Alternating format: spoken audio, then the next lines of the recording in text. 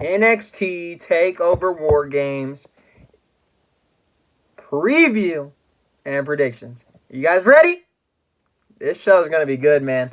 I cannot wait for WarGames this year. They've put on some phenomenal matches in the past. I can't wait to see some more WarGames. Now, this is going to be my first time in attendance to a WarGames match and to a WarGames pay-per-view. Not my first time in an NXT pay-per-view. But this is going to be my first Takeover WarGames, and I'm kind of excited, man. I really am. Now, one of the matches I'm really excited about is actually a match that I think could be the match that, at the end of the weekend, is the turning point for the entire company. And that match is actually, believe it or not, Pete Dunne versus Killian Dane versus Damian Priest. Now, let me tell you why I call this match possibly the turning point of the company. Because the winner of this match, this triple threat match, becomes the number one contender for the NXT Championship at Survivor Series. Now, the winner of this match could beat Adam Cole at Survivor Series. And then, now they run NXT. What do you do with Adam Cole if he's not running NXT? What do you do with Adam Cole? What do you do with the Undisputed Era if they strike out at Survivor Series? Instead of waiting a whole year for this NXT Raw SmackDown build, maybe the Undisputed Era is just like, you know what? F it. We don't care about our contracts. We're going to go prove a point on Monday Night Raw that the Undisputed Era is not just going to be losers. We're going to make a statement if we're going to be this losing team. So maybe this match could turn the whole thing around. Now, do I think it will? Maybe. We'll see.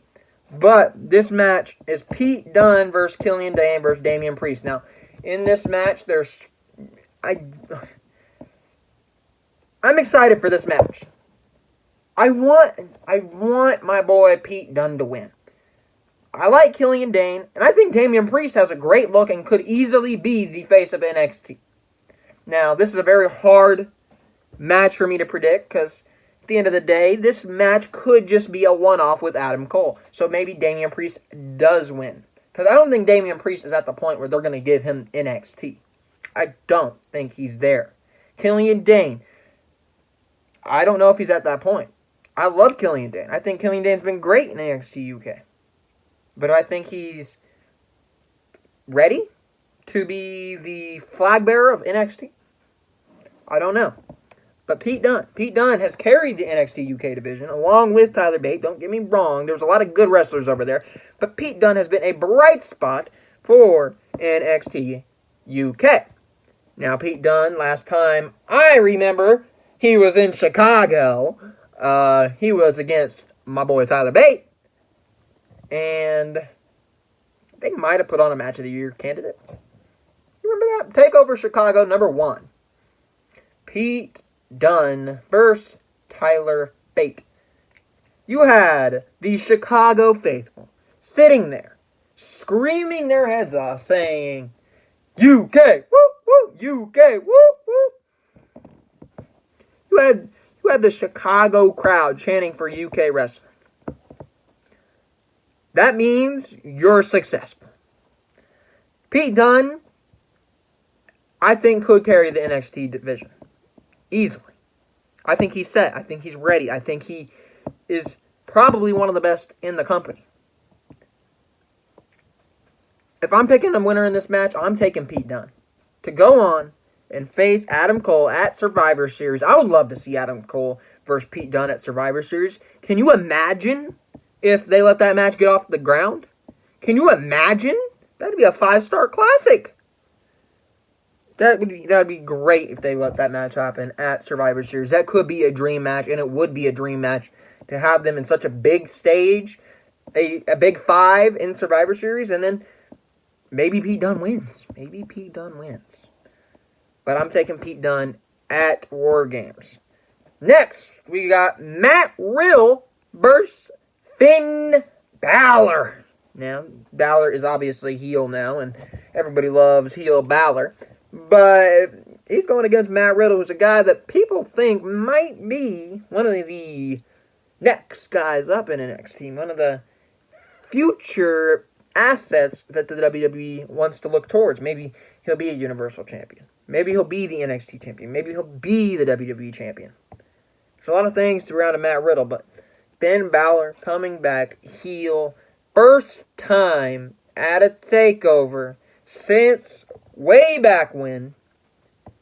Finn Balor needs this match more than I can even express. I'm going to say Finn Balor is going to win the match.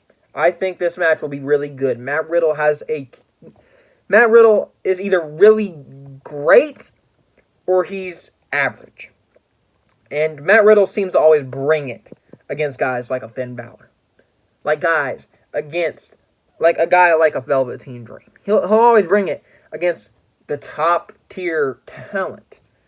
But the thing that Matt Riddle kind of lacks in is, what are you going to do when you're facing Killian Dane? Now, you guys did put on a great match, but not every time when you're facing a probably not somebody up to the standards of you have a little bit of trouble having a great match. Now, I love Matt Riddle. I think he's great. But I think this match could be a very underrated match this weekend. This could be one of the matches at the end of the weekend that nobody's going to talk about. But when you look back and you see what match quality was the best, it could very well be Matt Riddle and Finn Balor. Now, at the end of the day, you're probably going to be talking about a Pete Dunne winning an NXT championship, possibly. You're going to be talking about an Undisputed Era possibly losing at WarGames. You're going to be talking about possibly a Brock Lesnar-Rey Mysterio match that's fresh in your mind after the weekend. You're going to be talking about the Bayley, Shayna, Becky thing. This could be a match that really gets pushed under. Nobody's going to be talking about it, but they should deserve it. I imagine Finn Balor and Matt Riddle are going to put on a classic. I really do. I expect nothing less out of it. It is a takeover show. You always get one of those matches that it's not on the top of the card. It's not going to be the high spots. It's not going to be the, oh, holy cow moments. It's going to be technical wrestling done to perfection. It's going to be right where you want it to be. It's going to be perfection when it comes to professional wrestling without a gimmick.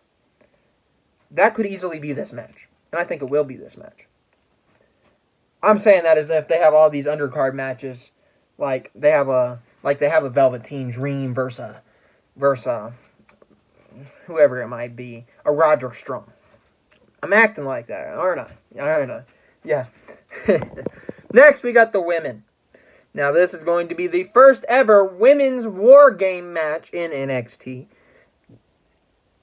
Half of this team is going to be led by Rhea Ripley, who in her corner will have Candice LeRae, Tegan Nox, and Mia Yim. And the other half will be led by Shayna Baszler, who will have Kaylee Ray, Bianca Belair, and Io Shirai. Now, one thing I'm really worried about since I'm going there is, isn't Io's entrance a little much? Because there's a lot of flashing lights all over the place. It could be a little interesting to see how we go through that, but we'll see. But honestly, they put a good match together. Yes, I wanted to see a Tegan Nox get a shot. I really do like Tegan Nox. I think she could be something good. Yes, Candice LeRae, obviously. She's been there. She's been in the... Rhea Ripley, same thing. Mia Yim, I understand that she's up there in the talent. At least they have her. But I'd much rather see a Toni Storm in this situation. Or a Chelsea Green. Or somebody like that. Where it's just not the same thing we always get. Obviously, this match is definitely not anything that we normally get. Nothing against any of these women, but Mia Yim's sort of been up there and really hasn't blown me out of the water. So I really wish Mia Yim would have possibly got changed with a Toni Storm who's super over, or she might have got replaced with somebody that the fans would like, a Deonna Purrazzo, a Chelsea Green. But I'm not going to argue against this match because it's going to be a good match. Mia Yim is going to take bumps. She's going to put on she's going to have... If there's somebody on the Rhea Ripley team Actually, there's two people on the Rhea Ripley team that I could see taking some real nasty bumps. Candice LeRae and Mia Yim are going to be those women. They are. Tegan Nox, she's had a little bit of injury history, so possibly and most likely she won't be the one in the brood of it. But obviously Mia Yim can end up doing something similar, and Candice LeRae, if you've seen her indie work, she will do whatever. Shayna Baszler's team, you got Io Shirai over there. She's great. You got Shayna, who already, if you've been watching me, you know I love Shayna Baszler. Bianca, I do like Bianca, but do I think she's the right one? Maybe not. I don't know who I would have went with, but I don't really know about that. And then Kaylee Ray, the NXT UK Women's Champion. Kaylee Ray is not my cup of coffee. I like a Toni Storm kind of wrestler. I like a Chelsea Green. I like people that are great in-ring workers. I'm not saying Kaylee Ray isn't. Her style is not really my style, if you understand what I'm saying. Yeah. But I would have wanted to see maybe a Dakota Kai or somebody in there, but it's going to be a good match at the end of the day. You're going to have Candice and Mia sell off all you want. I mean, they're probably going to take a lot of shots, but should be a very good match. And I imagine that this match is going to actually be won by Shayna Baszler's team because Mastermind Shayna, man, she'll get it done. I imagine Shayna Baszler will probably pin Tegan Nox or Mia Yim. That's really where I think it's going to go. So we'll see how that match goes. I really do think it'll be a very good match, though. Next, and certainly not least, the fourth match on the card is going to be the Undisputed Era, Adam Cole, Bobby Fish, Kyle O'Reilly, and Roderick Strong going against Tommaso Ciampa, Keith Lee, Dominic Dijakovic, and a to-be-determined member. Looking at the match here, obviously Undisputed Era, you have a Ciampa-led team with a Keith Lee, a Dijakovic. I don't know really who to guess here on who this to-be-determined member might be. I was thinking maybe a Johnny Wrestling. That would just be because Ciampa's going to be there, and him and Cole have some history. Maybe a Velveteen Dream. Maybe a return of the Velveteen experience. I'd be 100% down to see Velveteen Dream come back. But I really don't know what to pick here. Maybe it's a John Morrison. Maybe it's John Morrison. So I don't really know where this to-be-determined member is going to be plucked from, because they have a lot of options here. They can go Johnny Morrison, the big pop moment of the weekend. They can go a Velveteen Dream return. They can go a Johnny Wrestling. They've left their options open. Maybe Tommaso Ciampa, Keith Lee, and Dijakovic might have enlisted in a Raw or SmackDown talent to come down and help them in NXT. And then tomorrow or Sunday night, you're gonna see possibly you might see a match where perhaps one of these members on Raw or SmackDown is coming off of a night where they teamed with an NXT talent and possibly turn on Raw and SmackDown and go in NXT's favor. Could very well happen. Could happen. I don't know who to say, man. I really don't. My best guess, I'm just gonna throw a dart at the wall and say it's gonna be John Morrison for the return. I know they have him signed. They haven't used him yet. I imagine he will be in a big role when he comes back. So, WarGames main event. You can't get much bigger than that in NXT, at least. Unless you're coming back against Brock Lesnar, which I don't think Morrison has any chance against Brock Lesnar.